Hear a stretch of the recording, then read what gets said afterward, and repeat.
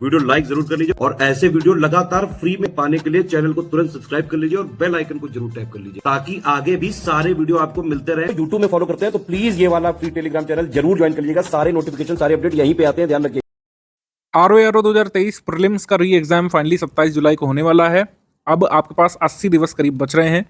आज की डेट से अगर हम काउंट करें 80-82 दिवस जो करीब बच रहे हैं, इस पर आप तैयारी कर सकते हैं। स्टडी फॉर सिविल सर्विसेज का जो लास्ट क्रैश कोर्स है जो शुरू हुआ है 7 मई 2025 से, आप इसमें आकर के क्रैश कोर्स के फॉर्म में तैयारी कर सकते हैं। अगर अभी भी आप जुट सकते हैं 8 से 9 घंटे डेली, पूरा कोर्स इस तरीके से कंप्लीट किया जा सकता है कि आपका प्रीलिम्स का एग्जाम निकल जाए। अभी आपका टारगेट सब कुछ छोड़ करके प्रीलिम्स एग्जाम का होना चाहिए, क्योंकि प्रीलिम्स एग्जाम ही वो एग्जाम है जिसमें मैक्सिमम लोग अब बाहर हो जाने वाले हैं।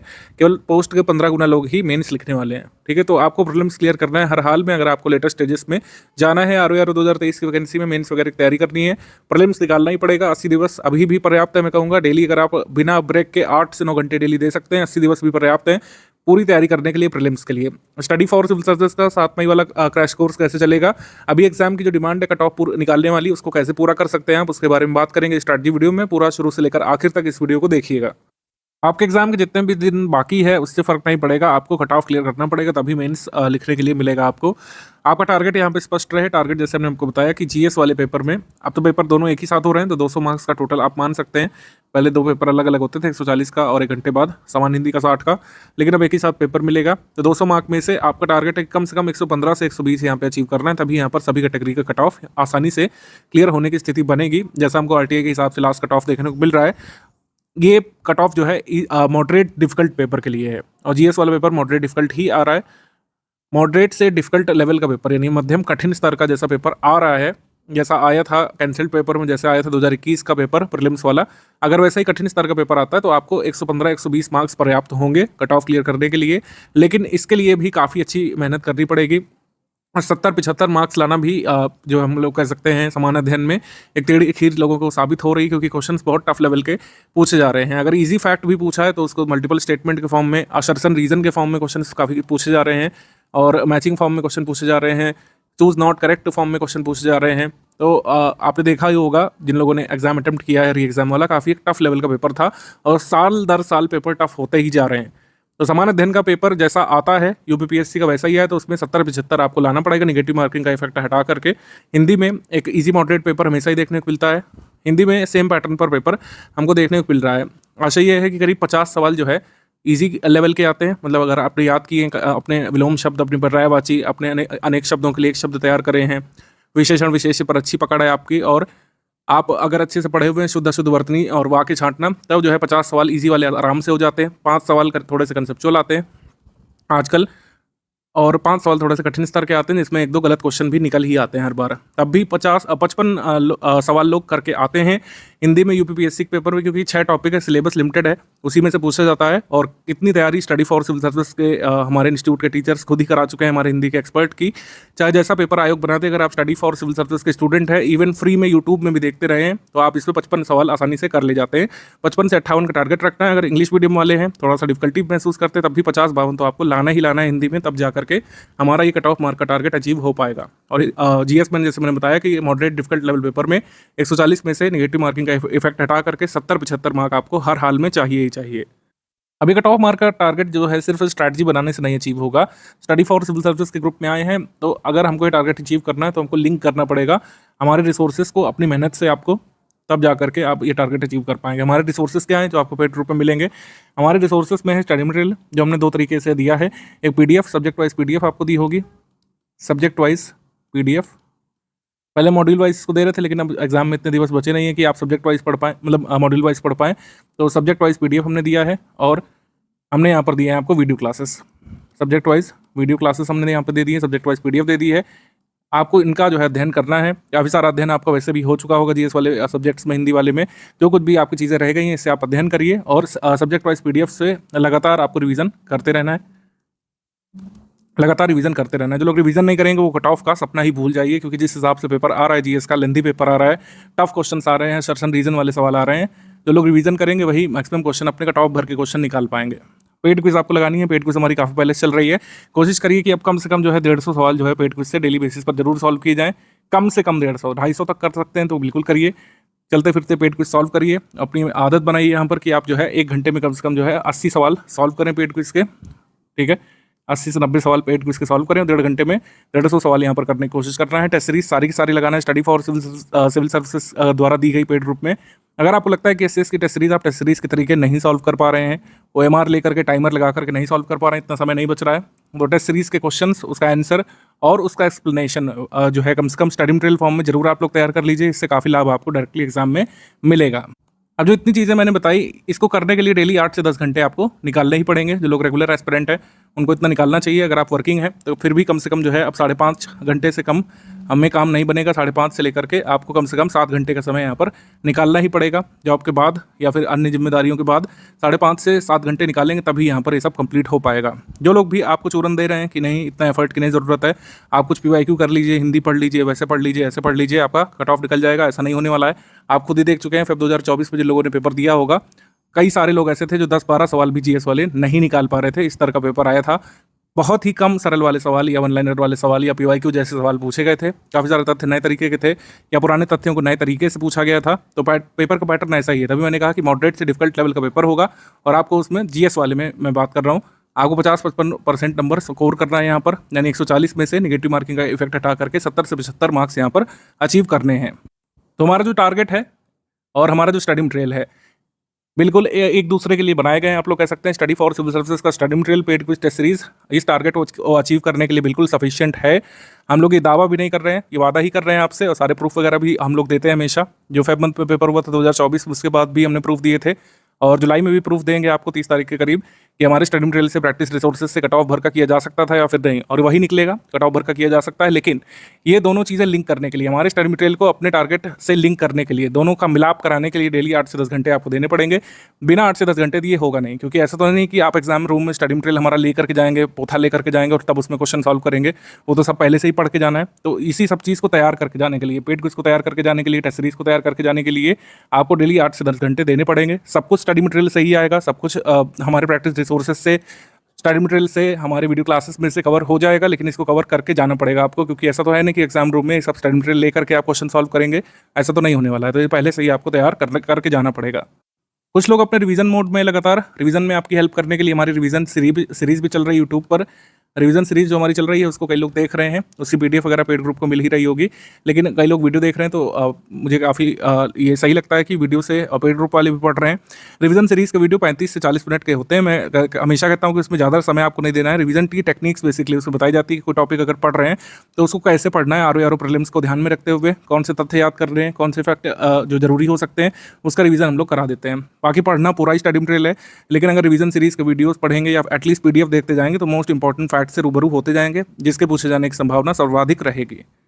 सामान्य हिंदी के लिए बारे में जैसे कुछ लोग पूछ रहे थे कि सर हमने अभी तक बहुत ध्यान से नहीं पढ़ा है, तो क्या पढ़ें कि हम जो है 55 वाला टारगेट अचीव कर पाएँ। तो जैसे मैंने आपको बताया कि सामान्य हिंदी में सिर्फ स्टडी फॉर सिविल सर्विसेज का जो स्टडी मटेरियल है उसका रिवीजन करते रहिए आप लोग। अन्य बुक का मत करिएगा इसके साथ में। जैसे कुछ लोगों को फियर ऑफ मिसिंग आउट होता है, तो क्या करते हैं कि हमारे स्टडी मटेरियल के साथ हिंदी वाले के साथ कई सारी और बुक ले आते हैं कि ऐसा ना हो कि कहीं कुछ छूट जाए। तो उस चक्कर में आप लोग अपने फैक्ट गलत कर लेते हैं, क्योंकि मार्केट में जितनी बुक्स हैं कई बार उसमें कई सारे पर्यायवाची कवर नहीं किए गए हैं, कई सारे विलोम बताए नहीं गए हैं, अनेक शब्दों के लिए एक शब्द कई बार छोड़ दिए गए हैं उसमें। एक तो वो समस्या है, और कई बार जो है आंसर उसमें एम्बिगुअस दिए हुए हैं, एक क्वेश्चन के अलग अलग आंसर दिए हुए हैं, तो वो समस्या है। तो सामान्य हिंदी में सिर्फ स्टडी फॉर सिविल सर्विसेज की PDF से आप रिवीजन करिए, जितनी बार कर सकते हैं। मेरे हिसाब से अभी 5 बार किया जा सकता है। 2 दिन में एक बार हिंदी की PDF का रिवीजन कर सकते हैं आप लोग। इतनी भी बड़ी नहीं है, ठीक है। छोटे छोटे फॉन्ट में हमने दिया है। अगर 2 दिन में 3 दिन में एक बार रिवीजन हो जाएगा तो अभी भी जो है 15 दिवस में 2-3 बार रिवीजन हो जाएगा। रिवीजन करने के साथ जो पेड क्विज मैंने बताया कि पेड क्विज में 150 सवाल आप डेली बेसिस पर सॉल्व करने हैं, इसमें 70 इससे हिंदी के सवाल तो लगाइए। पेड क्विज के अगर आपने 100% सवाल कर लीजिए, दावे और वादे के साथ मैं कह सकता हूँ कि आप जो है ये 55 वाला आंकड़ा अचीव कर लेंगे। 55 आउट ऑफ 60 वाला आंकड़ा आप पेड क्विज लगा करके हमारी टेस्ट सीरीज लगा लेंगे तो और भी सोने पे सुहागा हो जाएगा। लेकिन अगर पेड क्विज और हमारे PDF से रिवीजन भी कर ले गए तब भी 55-60 में से आप अचीव कर ले जाएंगे। इसका प्रूफ भी मैं यहाँ पे दिखा दे रहा हूँ, इसीलिए जिससे थोड़ा कॉन्फिडेंस भी बूस्टअप हो आपका। ये वह पेपर है जो 2024 में कैंसिल हो गया था। ये आया था हमारे स्टडी मटेरियल से। इसमें देखिए मैक्सिमम क्वेश्चन, मैक्सिमम क्या मतलब आप सारे ही कर सकते थे, 58 हमने निकाल लिए थे 60 में से। पेड क्विज से, टेस्ट सीरीज से और स्टडी मटेरियल से आप 58 क्वेश्चन निकाल सकते थे। मान लीजिए 2-3 भूल भी गए, नहीं याद आ रहे हैं आपको, कुछ पर्यायवाची कुछ विलोम भूल भी गए, तब भी इसमें से 155 मार्क्स अचीव किए जा सकते हैं, ठीक है। और ये बिल्कुल किया जा सकता है, डुएबल टारगेट है बिल्कुल। तो जो लोग फुल पेड ग्रुप पे आ चुके हैं उनको दो ग्रुप में जोड़ा गया होगा। एक आपका स्टडी मटेरियल वाला ग्रुप है जिसमें रिकॉर्डेड वीडियो लेक्चर्स, हमारे सब्जेक्ट वाइज नोट्स, हिंदी के नोट्स दिख रहे होंगे आपको, गवर्नमेंट स्कीम, करंट अफेयर सब एक ही जगह पर है। और एक डाउट क्लियरनेस वाला ग्रुप है और तीसरा वाला क्विज ग्रुप है। मतलब दो ग्रुप में जहाँ पर मटेरियल मिलता है, मतलब एक ग्रुप में मटेरियल मिलता है, एक में आप डाउट पूछते हैं और एक क्विज ग्रुप है। तो बेसिकली 3 ग्रुप में जोड़ा गया होगा आपको। स्टडी मटेरियल ग्रुप में जुड़ना यहाँ पे अनिवार्य है, तब वहीं पर आपको स्टडी मटेरियल वगैरह मिला होगा, उसी से आपको पढ़ना है लगातार। टेलीग्राम वेब एप्लीकेशन पर भी खुल सकता है, टेलीग्राम वेब टैब में भी खुल सकते हैं आप। कुछ लोग मोबाइल से पढ़ रहे हैं, कुछ लोग प्रिंट आउट निकालते हैं, किसी मेथड से आप पढ़ सकते हैं। सब्जेक्ट वाइज नोट्स को कुल मिलाकर आपको पढ़ना है, जिससे इस सिलेबस की तैयारी हो जाएगी। इस सिलेबस में ज़्यादा डिस्कस भी नहीं करने वाला हूँ क्योंकि अब तक तो आपको रट ही चुका होगा। 6 टॉपिक है समान हिंदी के और 140 में से ये आपके 10 टॉपिक हैं जीएस के। और फुल एंड टेस्ट सीरीज भी इसकी कई सारी हमने दी है, तो उससे भी आपको अंदाजा पड़ ही जाएगा। स्टडी मटेरियल से संबंधित यहाँ पर देख लेते हैं क्या क्या दिया जा चुका है आपको। स्टडी मटेरियल में जैसे लिखा हुआ है कि डेली बेसिस पर 2 मॉड्यूल सुबह 10 बजे मिलेंगे। मेरे हिसाब से अब मॉड्यूल वाइज आप छोड़ ही दीजिए, जिनको बहुत सही लगता है मॉड्यूल वाला प्लान वही लोग फॉलो करिए। अदरवाइज जो है आप सब्जेक्ट वाइज नोट्स पे आ जाइए। डेली 2-2, 3-3 सब्जेक्ट लेकर के रिवीजन करने का टाइम है। मॉड्यूल वाइज मेरे हिसाब से आपको नहीं पढ़ना चाहिए, लेकिन मॉड्यूल जरूर देंगे। जिनको मॉड्यूल से पढ़ना है अभी भी मॉड्यूल से पढ़ सकते हैं। जीएस के सब्जेक्ट वाइज कंप्लीट नोट्स आपके ग्रुप में साझा कर दिया गया है। इसमें history, geography, polity, economy, environment और सारी वो चीज़ें हैं जो जीएस में सिलेबस में लिखी हुई हैं, सारे लेटेस्ट अपडेट करके, रिवाइज करके, सारी एरर प्रूफिंग करके आपको हमने दे दिए हैं पीडीएफ। उससे आप पढ़िए, इसी से एग्जाम में कट ऑफ भर का निकल आएगा। इसके साथ प्रैक्टिस कर लीजिए जिससे ये चीज़ें याद रहें आपको। उत्तर प्रदेश करंट अफेयर हमने जुलाई 2024 से अप्रैल 2025 तक का दे दिया है। नेशनल इंटरनेशनल करंट अफेयर, राष्ट्रीय अंतर्राष्ट्रीय घटनाक्रम जो समसामयिकी करंट अफेयर है, नेशनल इंटरनेशनल करंट अफेयर, ये हमने दे दिया है जुलाई 2024 से लेकर अप्रैल 2025 तक का। इसके आगे का आपको मिलता रहेगा। आपका पेपर 27 जुलाई को है, तो आपको 8 या 9 तक का, जुलाई तक का 2025 तक का करंट अफेयर तैयार करना चाहिए। जैसे हमने आपको पहले बताया था पहले की स्ट्रैटेजी वीडियोस में कि मंथली वाला आप लोग लगातार पढ़ते रहिए। ये उत्तर प्रदेश करंट अफेयर और मंथली करंट अफेयर लगातार पढ़ते रहिए।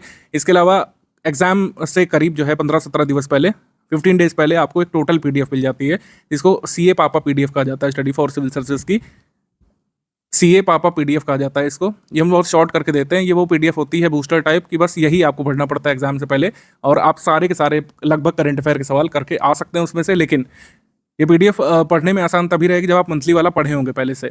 ये पीडीएफ में कई सारे तथ्य होते हैं, 1000-2000, ये ऐसे ही नहीं याद हो जाएंगे। अगर आपने मंथली करंट अफेयर पहले से पढ़ा होगा तो करंट अफेयर की पापा पीडीएफ तैयार करना आसान हो जाता है। इसी वजह से मैं कह रहा हूँ कि करंट अफेयर भी लगातार पढ़ते रहिए। एटलीस्ट एक रीडिंग आपकी अगर मंथली वाली हो चुकी होगी तो ये करंट अफेयर की जो पीडीएफ हम देंगे पापा पीडीएफ, इसको तैयार करना, मेमोराइज करना और लंबे समय तक याद रखना आसान रहेगा। जो कोई भी अपडेट होगा वो हम देते रहेंगे आपको स्टडी मटेरियल ग्रुप में। जैसे नेशनल पार्क अब तक कितने थे, 106, अब 107वां आ चुका है। ठीक है, सिमलीपाल नेशनल पार्क उड़ीसा में 107वां बन चुका है। ये हमने अप्रैल करंट अफेयर में अपडेट कर दिया है। तो ऐसे अपडेट्स जो है जरूर फॉलो करते रहिएगा। टेस्ट सीरीज जैसे कि यहाँ पर लिखा हुआ लेटेस्ट ट्रेंड और पैटर्न के हिसाब से आपको लगानी है। लेटेस्ट ट्रेंड और पैटर्न के हिसाब से स्टडी फॉर सिविल सर्विसेज ही एकमात्र ऑनलाइन इंस्टीट्यूट है एटलीस्ट आरओ के लिए जो टेस्ट सीरीज आपको दे रहा है लेटेस्ट पैटर्न पर के आधार पर। हम सिर्फ पीवाईक्यू बेस्ड टेस्ट सीरीज नहीं करा रहे हैं, जैसे अन्य इंस्टीट्यूट वही अभी भी वही कर रहे हैं गलती कि पीवाईक्यू को तोड़ मरोड़ करके टेस्ट दे रहे हैं आपको, जबकि ऐसा नहीं है। 2024 में आपने पेपर देखा है किस तरीके का पेपर आ रहा है। स्टडी फॉर सिविल सर्विसेज की टेस्ट सीरीज है आपको लगाना है, क्योंकि लेटेस्ट ट्रेंड ऐसा ही है। आप 55%, 60% से ज़्यादा कर ही नहीं सकते हैं। ठीक है, ह्यूमनली पॉसिबल इतना ही है, क्योंकि इतना ही कट ऑफ आपको क्लियर करना है। ठीक है, लंबे क्वेश्चंस आपको एग्जाम में देखने को मिलेंगे, टफ ट्रिकी क्वेश्चन भी देखने को मिलेंगे। जैसे मैंने बताया कि जब 50-55% ही आपको स्कोर करना है तो वो सारे क्वेश्चन कई बार आपको छोड़ने भी पड़ेंगे। ठीक है, 50-55% ही हमको चाहिए। तो कई सारे ऐसे तथ्य जो आपने कभी सुने नहीं है उसको एग्जाम में आप छोड़ भी सकते हैं, बशर्ते आपको ये क्लियर रहे, आपको सन्नत रहे कि 50-55% सवाल हमको हर हाल में सही करने हैं। यानी 140 प्रश्नों में से हमको 70 सही सवाल निकालने की कोशिश करनी ही है। 65-70 सवाल हमको निकालना है हर हाल में, निगेटिव मार्किंग का इफेक्ट हटा करके। और इतना किया जा सकता है हमारे स्टडी मटेरियल से। कुछ तथ्य एग्जाम में हमारे स्टडी मटेरियल से नहीं आएंगे, किसी के स्टडी मटेरियल से नहीं आएंगे। कुछ तथ्य जो पूछे जाते हैं वो एग्जामिनर के दिमाग की उपज होती है, वो आंसर की में ही क्लियर हो पाता है कि क्या उन्होंने पूछा और क्या उसका उत्तर है। ऐसे क्वेश्चन से दूर रहने का प्रयास करिएगा। आप कुल मिला करके ये ध्यान रखिएगा कि ओएमआर पर आपके 70 सही सवाल अगर निकल रहे हैं तो उससे ज़्यादा रिस्क लेने की ज़रूरत नहीं है। डिफिकल्ट लेवल का पेपर आता है तो, अगर इजी लेवल पेपर आता है तो वहीं पर आपको निर्णय लेना पड़ेगा कि हमको ये जो आंकड़ा है ये 70 से लेकर 90 तक भी ले जाना है, अगर पेपर जो है ईजी प्रतीत होता है आपको वहाँ पे।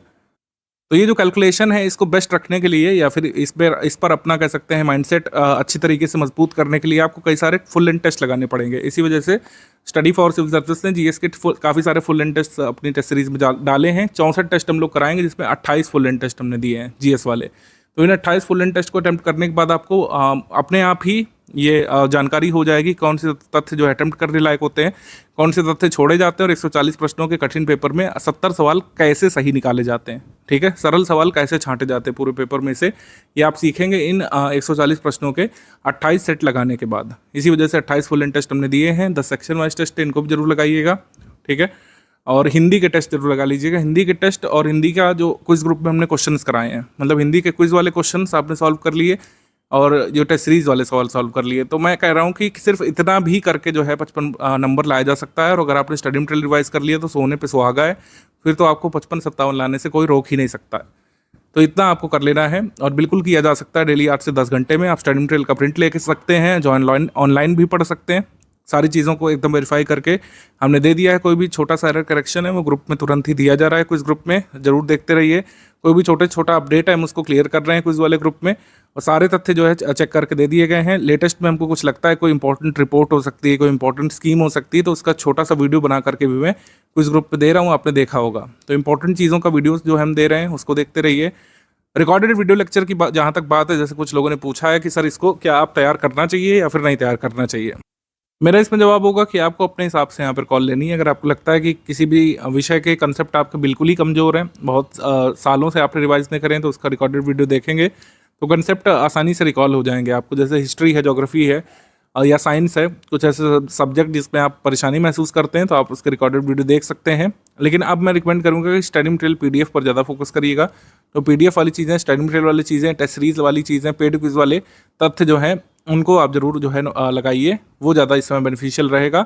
रिकॉर्डेड वीडियो लेक्चर देखने का समय अब उतना नहीं बच रहा है, लेकिन आप फिर भी अगर आपको लगता है कि किसी सब्जेक्ट में आप बिल्कुल ही कमज़ोर हैं, आर्ट कल्चर है, आपने कभी पढ़ा नहीं है, तो उसका रिकॉर्डेड वीडियो देखिए। उसमें आपको जो टीचर हैं वो बताएंगे किस तरीके से उसको याद करने में आसानी रहेगी आपको, और किस तरीके से तथ्यों को तैयार करना है एग्जाम के लिए, ये क्लैरिटी आपको मिल जाएगी। हिस्ट्री में, ज्योग्राफी में कुछ लोग क्या करते हैं कि चलते फिरते वीडियो लेक्चर देखते रहते हैं, बहुत ध्यान से उसको नहीं सुनते हैं, कुछ दूसरा अपना काम कर रहे हैं, ऑफिस का काम निपटा रहे हैं हल्का फुल्का, या फिर कहीं पर फील्ड जॉब कर रहे हैं, तो उसको आप हेडफोन लगा करके प्ले करके आप अपना मोबाइल रख करके जो है, या फिर किसी भी डिवाइस से, टैबलेट से देखते हुए चल सकते हैं, मतलब सुनते हुए चल सकते हैं, जिससे आपको वो तथ्य कौंध जाएंगे। बोरिंग सब्जेक्ट की कोशिश करिए कि रिकॉर्डेड वीडियो लेक्चर सुन लिया करिए। इससे क्या होता है कि तथ्य आपके कानों में बढ़ जाएंगे, एटलीस्ट आपको याद रहेगा कि अच्छा पांड्य डायनेस्टी में ये रूलर्स थे, चोल शासक ये थे, उनके द्वारा किए गए कार्य ये थे। हिस्ट्री वाली चीज़ें, ज्योग्राफी वाली चीज़ें जो कई बार आपको बोर करती हैं, लिस्टिंग वाली चीज़ें, उसको जो है आप रिकॉर्डेड वीडियो लेक्चर से सुन सकते हैं और PDF से रिवाइज कर सकते हैं। उसके जो प्रैक्टिस के लिए तथ्य कहाँ मिलेंगे, टेस्ट सीरीज से और पेड क्विज से। इस तरीके से चीज़ें कंप्लीट होंगी। 140 प्रश्नों का जो पेपर है GS वाला, आपको डील करना है 27 जुलाई को, लेकिन उससे पहले इतनी बार तथ्य को आपको पढ़ लेना है कि आप हर हाल में 70 सही सवाल उसमें निकालने लायक हो जाएं। ठीक है, क्योंकि एग्जाम में आपसे रीज़न तो पूछेगा नहीं। राइटिंग वाला जो पेपर है, जो कह सकते हैं आपका राइटिंग स्किल कहाँ पे चेक होनी है, वो मेंस में चेक होनी है, वो भी सिर्फ हिंदी में, GS में वो भी नहीं। तो कोशिश करिए कि चीज़ों को बस ऐसे तैयार करिए कि एग्जाम में हम उसको आंसर कर दें। जैसे डॉक्ट्रिन ऑफ लैप्स है, बस आपको उसमें क्या तैयार करना है कि किसके समय में आया था, डलहौजी के समय, डलहौजी ने किन किन रियासतों का उसमें व्यक्तिगत किया था, मतलब ब्रिटिश साम्राज्य में उसको एनेक्स कब किया था, उसके ईयर, उसकी क्रोनोलॉजी, उत्तर प्रदेश से कौन कौन सी रियासतों को एनेक्स किया। जैसे अवध को जो एनेक्स किया गया था कुप्रशासन के आधार पर, जेम्स आउटरैम की रिपोर्ट पर। तो ऐसे ऐसे तथ्य आपको पढ़ते हुए चलना है, और बस ये देखना है कि डलहौजी के बाद अगला गवर्नर कौन सा आया, गवर्नर जनरल या वाइसरॉय कौन सा आया, उसने क्या क्या काम किया अपने टेन्योर में। सारे तथ्य गिवन है PDF में ऑलरेडी, रिकॉर्डेड वीडियो लेक्चर में उनको बताया गया है। बस आपको सुन लेना है, समझ लेना है, आत्मसात करने की कोशिश करना है, शांत बैठ करके मन में सोचना है, और जब पेड क्विज लगाइए, टेस्ट सीरीज लगाइए, और डॉक्ट्रिन ऑफ लैप्स से संबंधित क्वेश्चन आ जाए उसको अच्छे से सॉल्व करने का प्रयास करिए, आंसर की से उससे मिलाइए। ठीक, तो इसी विधि से जो है पहले भी लोगों ने एग्जाम में क्लियर किया है। कई सारे टॉपर्स को भी आपने सुना होगा, कुछ लोग कह रहे हैं कि कुछ तथ्य रटने ही पड़ते हैं, ये बात सच है। जैसे कुछ कई सारे ज्योग्राफी के फैक्ट्स हैं, जैसे मिनरल्स वाला, कौन सा मिनरल्स, यथा कोल, आयरन और पेट्रोलियम कहाँ पे मिलेगा, ये सब याद करना पड़ता है कई बार। कौन सी खदान जो है किस राज्य में है, ये आया था आपके एग्जाम में, कैंसल पेपर में भी इससे संबंधित कुछ आया था। ऑयल रिफाइनरी कौन सी के स्टेट में ये आया था। इस साल मैं कोल के बारे में बहुत एक्सपेक्ट कर रहा हूँ, कोल पेट्रोलियम कहाँ पाए जाते हैं, किस नदी घाटी में, इससे संबंधित तथ्य आ सकता है। तो उसको तैयार करने में कोशिश करिए कि कुछ मैप का प्रयोग करिए, जो भी आपकी मेथोडोलॉजी है उसको तैयार करने की, इसको अपना सकते हैं। जैसे कुछ लोग मैप में तैयार करते हैं, आप लोग जो है ब्लैंक पॉलिटिकल मैप ला सकते हैं और इसमें आप फिल करिए। जैसे मैंने यहाँ पर एक एग्जांपल दिया है कि कोल माइंस ऑफ इंडिया, यहाँ पे फिल करिए कौन सी कोल माइन किस स्टेट में मिलेगी, आप चाहें तो क्या कर सकते हैं, जैसे मैंने किया कि कोल माइंस को फिल कर लिया राज्यों में लगा करके, अब इस राज्यों को आप खुद से भरिए। ठीक है, विजुअलाइज करिए इसमें कि ये जो कह सकते हैं कर्णपुरा है, कर्णपुरा की खदान आपको कहाँ पे देखने को मिलेगी, तो ये कहाँ पे मिल रही है, झारखंड में। यहाँ पे झारखंड लिख लिया, झारखंड। ठीक, ऐसे ही फिर यहाँ पे झिलमिली लिखा हुआ है, झिलमिली हो गया, कोरबा हो गया, और विश्रामपुर हो गया। ये सब माइंस आपको यहाँ पे देखने को मिल रही हैं, ये देखने को मिल रही हैं छत्तीसगढ़ में। तो यहाँ पर आपने लिख लिया छत्तीसगढ़, छत्तीसगढ़। ठीक, फिर ऐसे ही तलचड़ की माइंस आपको कहाँ पर देखने को मिलेगी, ओडिशा में, ऐसे फिल कर लिया। तंदूर की माइंस तेलंगाना में, आंध्र प्रदेश में कहाँ पर मिलेगी, तमिलनाडु में जो है नेवेली की खदान देखने को मिलती है, और ये लिग्नाइट कोयले के लिए फेमस है। कांपटी, वरोरा, वलारपुर, ये कहाँ पे आपको देखने को मिलेगा, महाराष्ट्र में। ठीक है, ऐसे आपने जब फिल किया तो आपको याद रह जाएगा एग्जाम में। ऐसे कुछ टेक्निक्स आप अपना सकते हैं। वेस्ट बंगाल की कोल माइंस कौन कौन सी हैं, ठीक है, ये आप फिल करिए इसमें। एमपी की कोल माइंस अगर कोई रह गई हो या कोल का रीजन रह गया हो तो उसको ऐसे आप फिल करिए, तो ऐसे ही याद रहेंगी चीज़ें। ये कुछ आप मेथड अपना सकते हैं। इसमें कोल माइंस का मैंने एग्जांपल दिया, आप इसमें गोल्ड माइंस का एग्जांपल ले सकते हैं, आयरन और माइंस का एग्जांपल ले सकते हैं, या फिर इसमें रिफाइनरी भरिए, या फिर आप इसमें नेशनल पार्क याद कर लीजिए, या फिर वाइल्ड लाइफ सेंचुरी बना लीजिए। ऐसे ही उत्तर प्रदेश के 1-2 मैप लेकर के प्रैक्टिस कर सकते हैं। यही काम वर्ल्ड मैप के लिए भी किया जा सकता है। आयरन और माइंस ऑफ इंडिया का मैंने बनाया था, लॉ एस की खदानें कौन सी किस स्टेट में देखने को मिलेगी, ऐसे आप फिल करके याद कर सकते हैं। ये जो डेटा है कहाँ से मिलेगा, जैसे मैंने डेटा लिखा है ये कौन सा स्टेट में, या आपके स्टडी मटेरियल में, इसको बस देख के आप फिल करने की कोशिश करिए और फिर राज्यों के नाम खुद से लिखिए, ऐसे आपको याद रह जाएगा। ऐसे कुछ टेक्निक्स आप अपना सकते हैं कुल मिला करके, या फिर कोई भी रिवीजन टेक्निक है। कुछ लोग नोट मेकिंग करते हैं, छोटा छोटा नोट मेकिंग करते हैं, आप नोट मेकिंग भी कर सकते हैं। जो भी मेथडोलॉजी आपको सूट करे आप ऐसे करके याद करना शुरू कर सकते हैं। याद करिए, लेकिन चाहे आप मल्टीपल टाइम्स रिवाइज करके याद करिए, चाहे रिकॉर्डेड वीडियो लेक्चर सुन के याद करिए, करना तो पड़ेगा ही याद। इंग्लिश मीडियम वाले स्टूडेंट्स कुछ अगर स्केप्टिकल हैं कि जो 55 मार्क्स वाला लक्ष्य है वो कैसे हम प्राप्त करेंगे, तो मैं प्रूफ सहित ही आपको दिखा दे रहा हूँ। 2023 का जो एग्ज़ाम कैंसिल हुआ था फेब 2024 में होने के बाद, उसमें इस तरीके से क्वेश्चंस जो आए थे वो ऑलरेडी हमने जो है अपने स्टडी मटेरियल में या पेड क्विज में या फिर टेस्ट सीरीज में कहीं ना कहीं उसको पूछा था, और आप ऐसे 57 सवाल सही निकाल सकते थे। 2 सवाल जो है डिस्प्यूटेड थे, उसमें 1 से अधिक जो है उत्तर होने की आशंका थी। तो इस तरीके के प्रश्न आते हैं हिंदी में, और इनको आप स्टडी मटेरियल से, हमारे पेड क्विज से, टेस्ट सीरीज से लगातार सॉल्व कर सकते हैं। सब कुछ ज़्यादातर आपको इसमें मिल जाएगा। ठीक है, स्टडी मटेरियल में सब कुछ मिल जाएगा, टेस्ट सीरीज में और पेड क्विज में आप उससे रिवाइज कर लेंगे, प्रैक्टिस कर लेंगे। हिंदी में 55+ इंग्लिश मीडियम वाले भी स्कोर करेंगे अगर आप अच्छे से पढ़ेंगे। जैसे मैंने बताया, मल्टीपल टाइम्स रिवीजन करिए स्टडी फॉर सिविल सर्विसेज के नोट्स का, और टेस्ट सीरीज लगाइए हिंदी की, और पेड क्विज के सारे सवाल लगा लीजिए। पेड क्विज के सारे सवाल लगाते ही आपका कॉन्फिडेंस इतना बूस्ट हो जाएगा कि आप 55+ आसानी से ला सकेंगे। अगर ये पेपर ऐसा ही रहा तो 55+, अगर थोड़ा सा कठिन भी मान लेते हैं, एक सिनेरियो ये भी रख लेते हैं कुछ कठिन सवाल आ गए हिंदी के पेपर में, तब भी आप 50+ आसानी से स्कोर कर ले जाएंगे, क्योंकि सब कुछ जो है आपको इसी स्टडी मटेरियल से मिल जाता है। ठीक है, जो जो पूछे गए सवाल वो कहीं ना कहीं हमारे स्टडी मटेरियल में, हमारे टेस्ट सीरीज में, पेड क्विज में ऑलरेडी विद्यमान थे।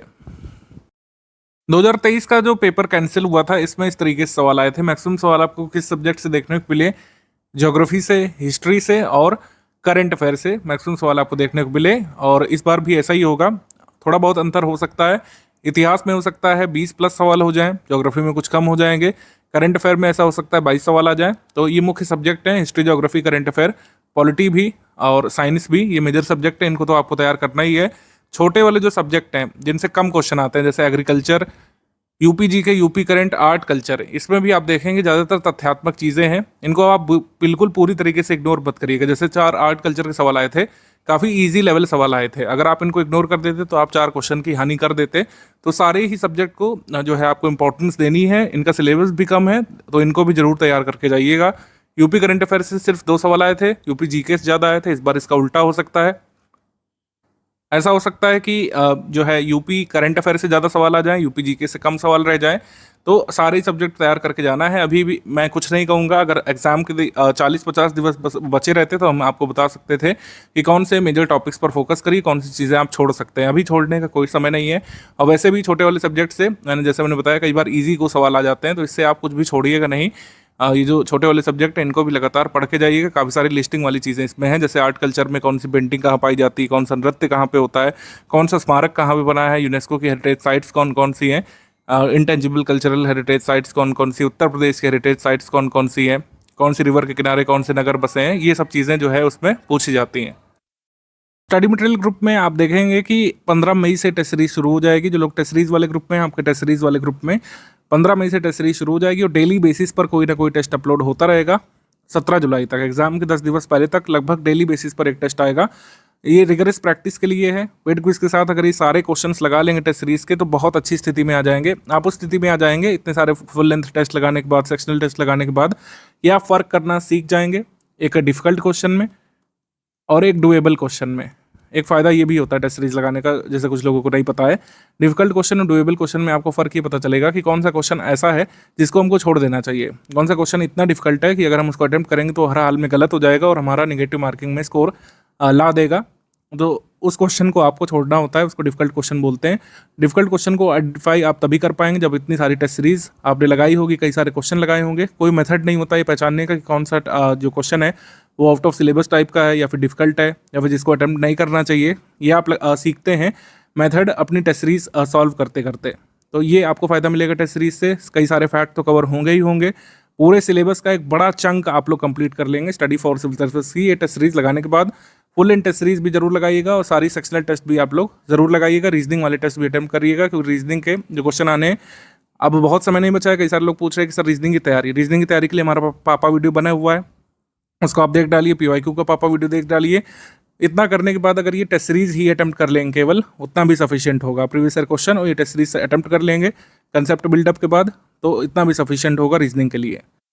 कुछ लोग ये कहेंगे कि सर अभी काफ़ी कम दिवस बचे हुए हैं तो कैसे इसको तैयार करें। मैं कहूँगा कि आप इसे एक टेस्ट सीरीज की जगह लगाने की अपेक्षा क्या कर सकते हैं कि इसको स्टडी मटेरियल की तरीके से पढ़िए। आशा ये है कि आप क्वेश्चन लीजिए, आप आंसर की लीजिए, आप पढ़िए कि क्या पूछा गया है, उसमें कौन सा तथ्य सही है, किस तरीके से गलत स्टेटमेंट फ्रेम किया गया है। ये भी कई बार हेल्प करता है कि आप सीखेंगे किस तरीके से गलत स्टेटमेंट को आइडेंटिफाई किया जाता है एग्जाम में। रीजनिंग में कैसे जो है क्वेश्चन बनते हैं, उसको कैसे सॉल्व कर सकते हैं, एक्सप्लेनेशन उसमें पढ़िएगा। और साथ ही देखिएगा कि करंट अफेयर में कैसे क्वेश्चन बनते हैं, मैचिंग वाले क्वेश्चन कैसे बनते हैं, चूज नॉट करेक्ट वाले क्वेश्चन कैसे बनते हैं, कथनों कारण वाले सवाल कैसे सॉल्व किए जा रहे हैं टेस्ट सीरीज में। इसका भी अगर आप भान ले लेंगे तो भी हेल्पफुल रहेगा। कोशिश तो करिए कि इसे टेस्ट सीरीज के तरीके लगाइए, लेकिन अगर बहुत ही कम समय बच रहा है, आपको 10 दिन के भीतर सारे टेस्ट लगाने हैं, तो एज अ स्टडी मटेरियल भी इसको जरूर पढ़ा जा सकता है। कोई इसमें इतना घाटा नहीं होगा। जीएस वाले में एटलीस्ट जो है जरूर पढ़िएगा कि क्वेश्चन में क्या पूछा गया है, फैक्ट आंसर क्या उसका दिया हुआ है, एडिशनल कोई एक्सप्लेनेशन है उसको पढ़ लीजिएगा। हिंदी के क्वेश्चंस जो है जरूर लगा लीजिएगा। हिंदी क्वेश्चंस लगाने से आप 55 वाले आंकड़े पर पहुंचने लायक हो जाएंगे।